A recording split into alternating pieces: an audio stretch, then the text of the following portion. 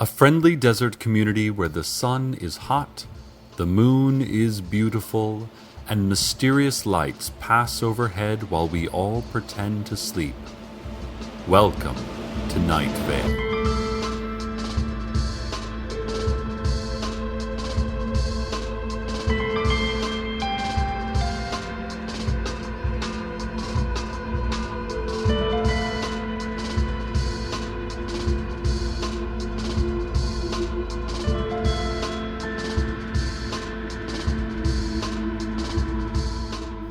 Hello, listeners.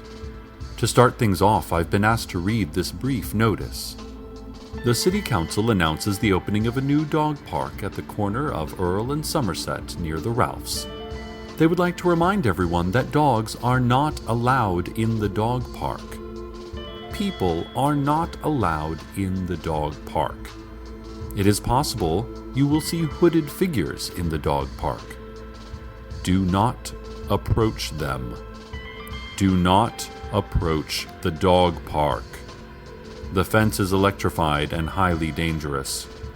Try not to look at the dog park, and especially do not look for any period of time at the hooded figures.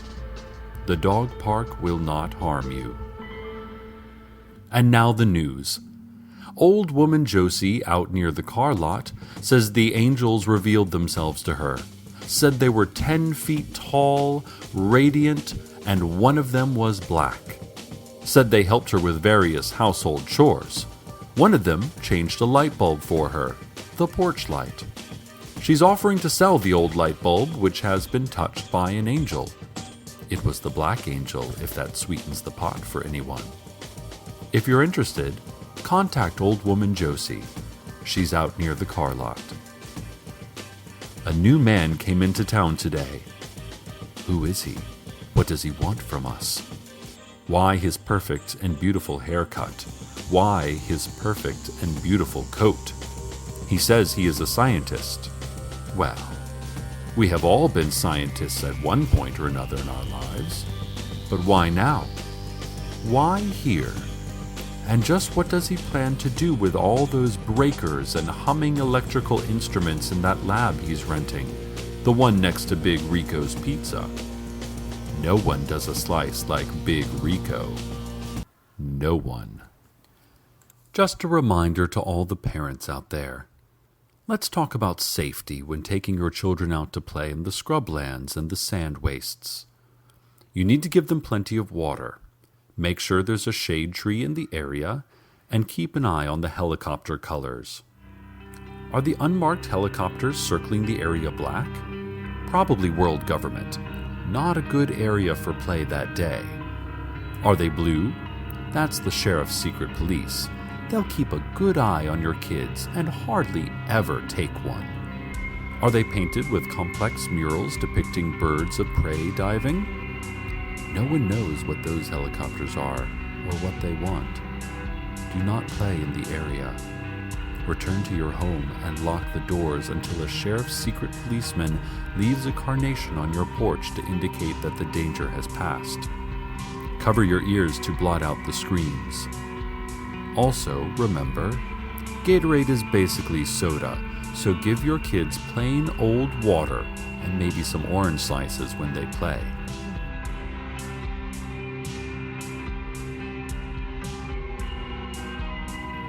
A commercial airliner flying through local airspace disappeared today, only to reappear in the Night Vale Elementary Gymnasium during basketball practice, disrupting practice quite badly.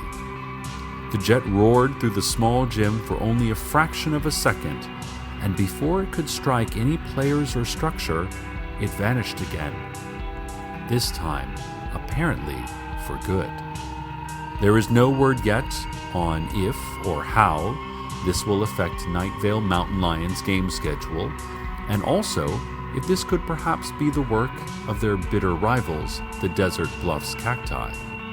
Desert Bluffs is always trying to show us up through fancier uniforms, better pre-game snacks, and possibly by transporting a commercial jet into our gymnasium, delaying practice for several minutes at least. For shame, Desert Bluffs. For shame. That new scientist, we now know is named Carlos, called a town meeting. He has a square jaw and teeth like a military cemetery. His hair is perfect, and we all hate and despair and love that perfect hair in equal measure. Old woman Josie brought corn muffins, which were decent, but lacked salt. She said the angels had taken her salt for a godly mission, and she hadn't yet gotten around to buying more. Carlos told us that we are, by far, the most scientifically interesting community in the U.S., and he had come to study just what is going on around here. He grinned, and everything about him was perfect, and I fell in love instantly.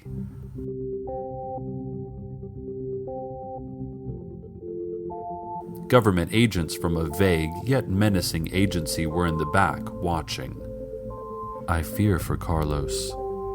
I fear for Night Vale. I fear for anyone caught between what they know and what they don't yet know that they don't know.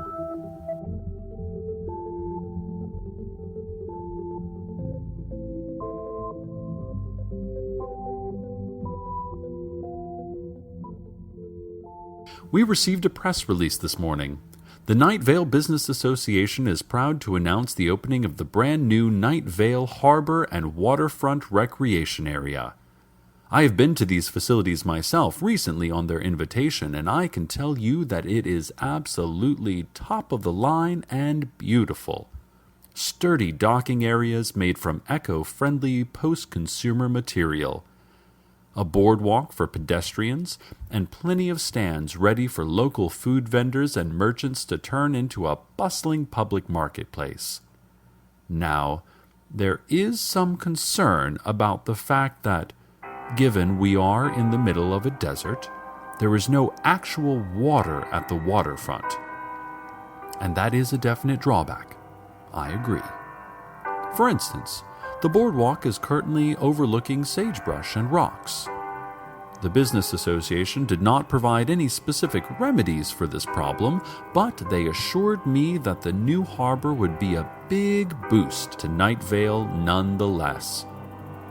Maybe wait until a flash flood and head down there for the full waterfront experience.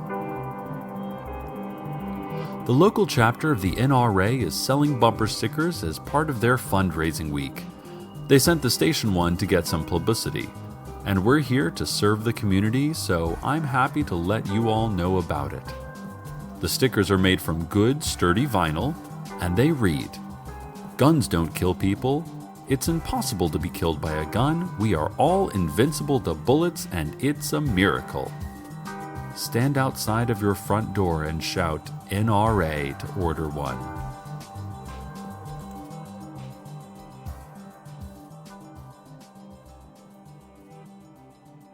Carlos and his team of scientists warned that one of the houses in the new development of Desert Creek, out back of the elementary school, doesn't actually exist. "It seems like it exists," explained Carlos and his perfect hair. "Like it's just right there when you look at it. And it's between two other identical houses, so it would make more sense for it to be there than not. But, he says, they have done experiments and the house is definitely not there." At news time, the scientists are standing in a group on the sidewalk in front of the non-existent house, daring each other to go knock on the door.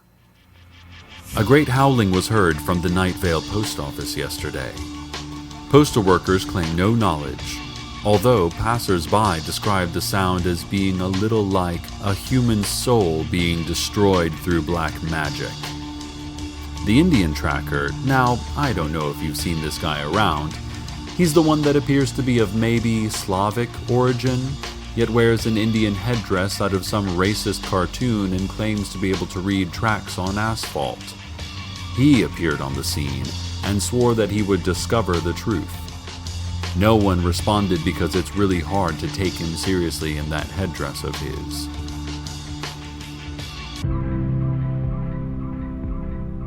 Lights, seen in the sky above the Arby's.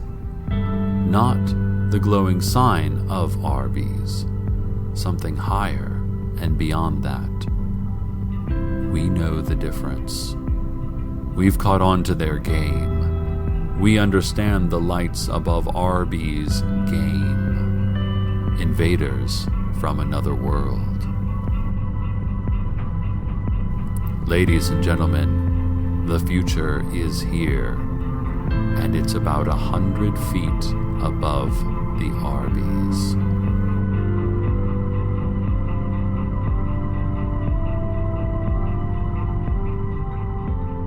Carlos and his scientists at the monitoring station near Route 800 say their seismic monitors have been indicating wild seismic shifts, meaning to say that the ground should be going up and down all over the place. I don't know about you folks, but the ground has been as still as the crust of a tiny globe rocketing through an endless void could be. Carlos says that they've double-checked the monitors and they are in perfect working order. To put it plainly, there appears to be catastrophic earthquakes happening right here in Night Vale that absolutely no one can feel. Well, submit an insurance claim anyway. See what you can get, right? Traffic time, listeners. Now, police are issuing warnings about ghost cars out on the highways. Those cars only visible in the distance, reaching unimaginable speeds, leaving destinations unknown for destinations more unknown. They would like to remind you that you should not set your speed by these apparitions, and doing so will not be considered following the flow of traffic. However, they do say that it's probably safe to match speed with the mysterious lights in the sky, as whatever entities or organizations responsible appear to be cautious and reasonable drivers. And now, the weather. The old church down the street, concrete beneath my feet, the shadows of the leaves. These and more than these and more than these, digging deeper. These and more than these, you gotta dig in deeper. I speak in ancient tongues, I stare straight at the sun. What I've done can't be undone. These and more than these and more than these, digging deeper. These and more than these, you gotta dig in deeper. Blood on my hands, but none of my soul. Someday, God willing, I will be whole. And up above, I feel the love from every star in the sky. I'll never be alone, I will never cry. I'll never be alone, I will never die.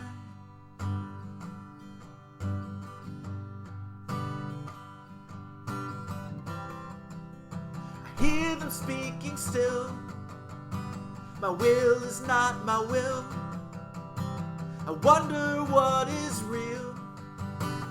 These and more than these and more than these, digging deeper. These and more than these, you gotta dig in deeper.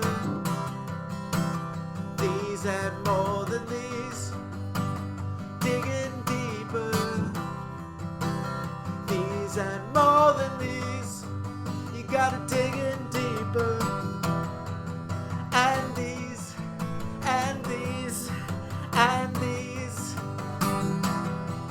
and these, and these, and these.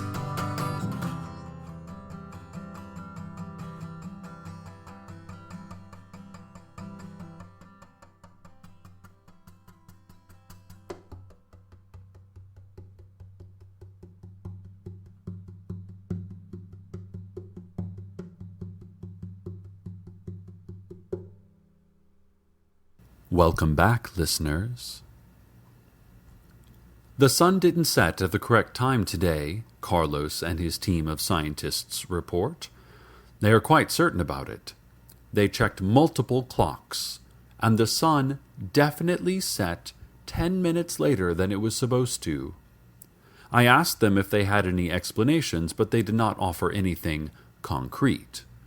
Mostly they sat in a circle around a desk clock, staring at it, murmuring and cooing. Still, we must be grateful to have the sun at all. It's easy to forget in this hot desert climate, but things would actually be slightly harder for us without the sun. The next time the sun rises, whatever time that turns out to be, take a moment to feel grateful for all the warmth and light and even, yes, extreme heat that our desert community is gifted with. The City Council would like to remind you about the tiered heavens and the hierarchy of angels. The reminder is that you should not know anything about this. The structure of heaven and the angelic organizational chart are privileged information, known only to the City Council members on a need-to-know basis. Please, do not speak to or acknowledge any angels that you may come across while shopping at the Ralph's or at the Desert Flower Bowling Alley and Arcade Fun Complex. They only tell lies and do not exist. Report all angel sightings to the City Council for treatment. And now for a brief public service announcement. Alligators. Can they kill your children? Yes. Along those lines, to get personal for a moment, I think the best way to die would be swallowed by a giant snake. Going feet first and whole into a slimy maw would give your life perfect symmetry.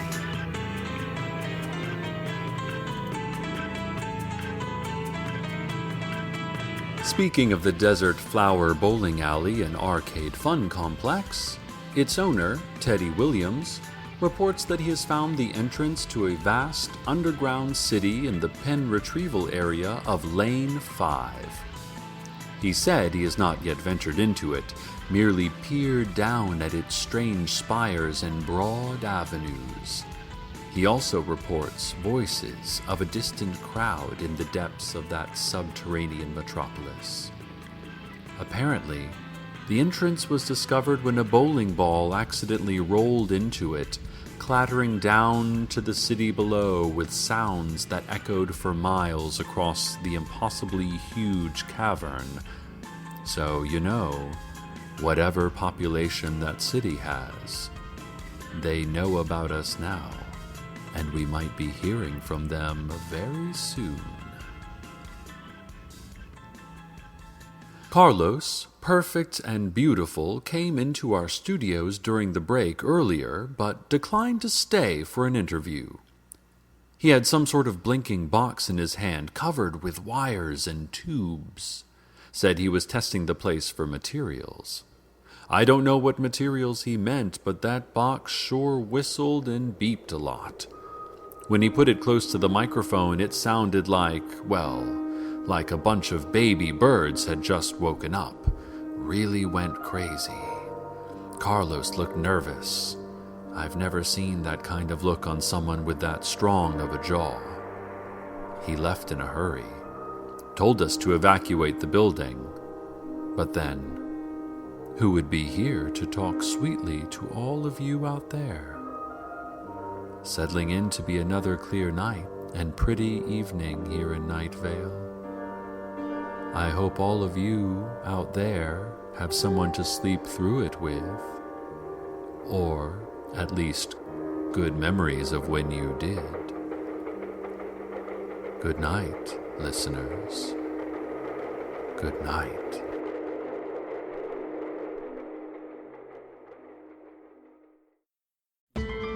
Welcome to Night Vale is a production of Night Vale Presents. It is written by Joseph Fink and Jeffrey Craner and produced by Joseph Fink.